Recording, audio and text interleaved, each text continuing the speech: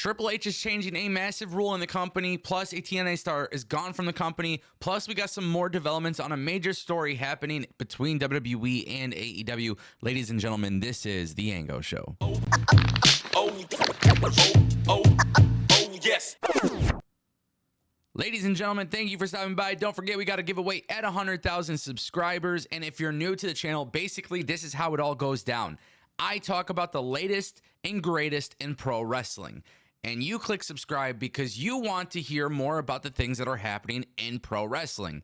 And you're also interested in a non-biased, fully organic, and fully transparent truth. Because everything that we say and do here on this channel is real. Just like this 100K subscriber giveaway, I'm going to be giving away a World Championship replica belt. So go ahead and click subscribe today. Ladies and gentlemen, it appears that Bully Ray is gone from TNA. It hasn't been announced by TNA. It hasn't been confirmed by Bully Ray himself. However, Bully Ray has been removed from the TNA roster page. Now, there had been some rumors that maybe Bully Ray and Devon Dudley could be back in the WWE.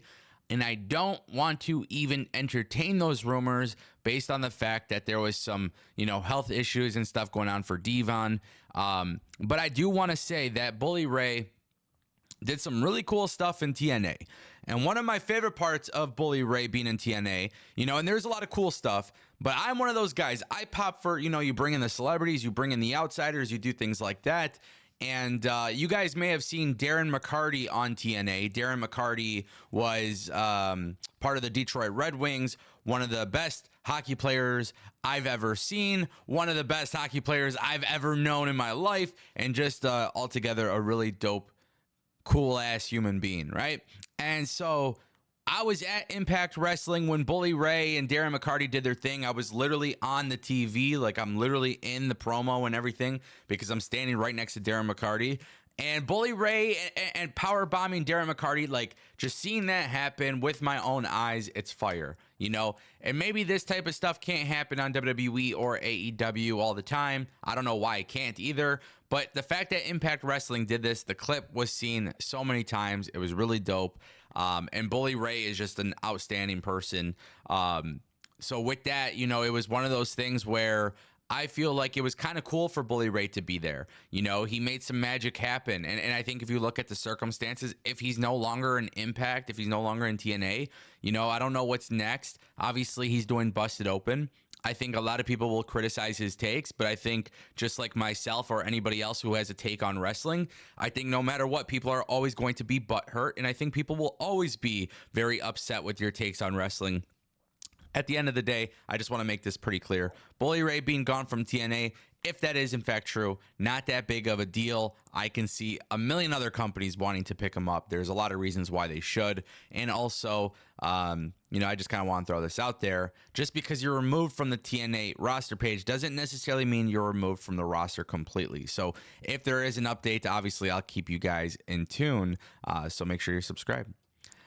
This is kind of worrisome. I don't know if Dave Meltzer is just being Dave Meltzer at this point and saying whatever he wants, but we got to talk about this. In the last few days, we've talked about WWE not necessarily signing top free agents, not necessarily spending a whole bunch of money on them. And quite frankly, whether you want to admit it or not, they don't need to. They don't need Will Ospreay.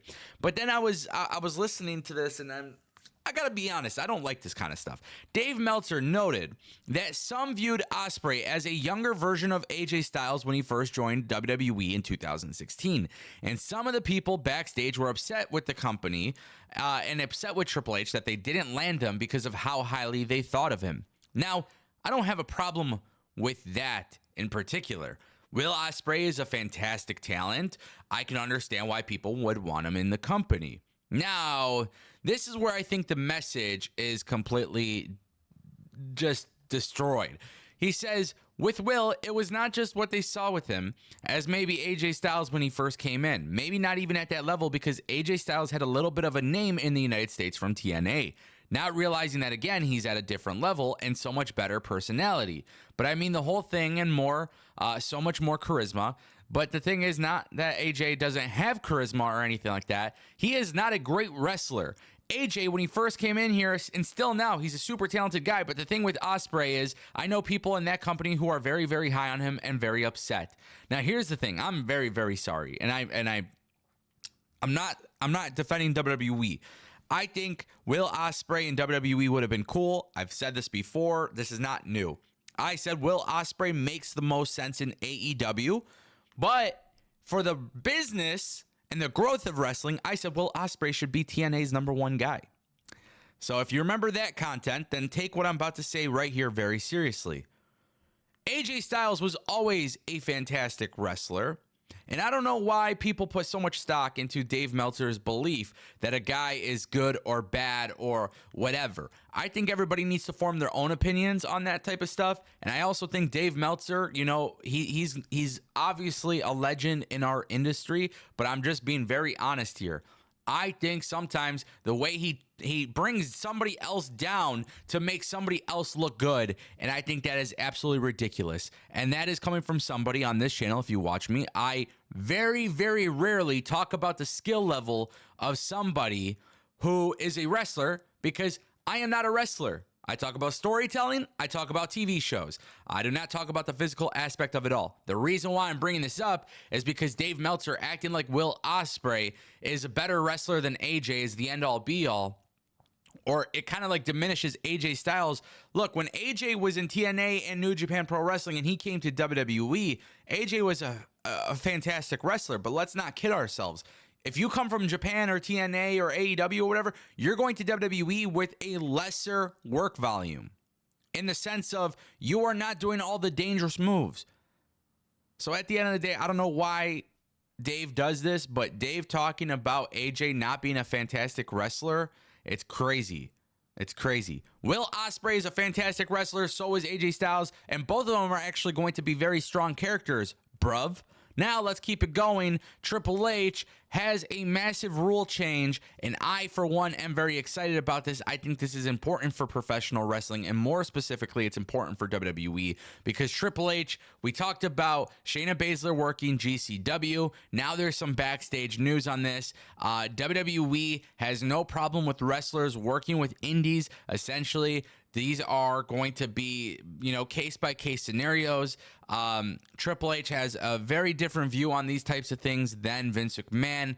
Triple H believes in the idea of people being able to work indie events if it makes sense for WWE. So not only is WWE sending Charlie Dempsey to AJPW, but now you got WWE sending talent to Reality of Wrestling, and then you got Shayna Baszler going to GCW. There's other GCW events that weekend. You should expect to see more WWE stars there. WWE, Triple H has no problem with this. And one thing I just want to say, because there's a lot of old heads in this industry not talking about this, but don't forget, and I say this respectfully, but don't forget, all of those indie shows that are running a show that weekend, there's a reason why they're calling it Mania Weekend.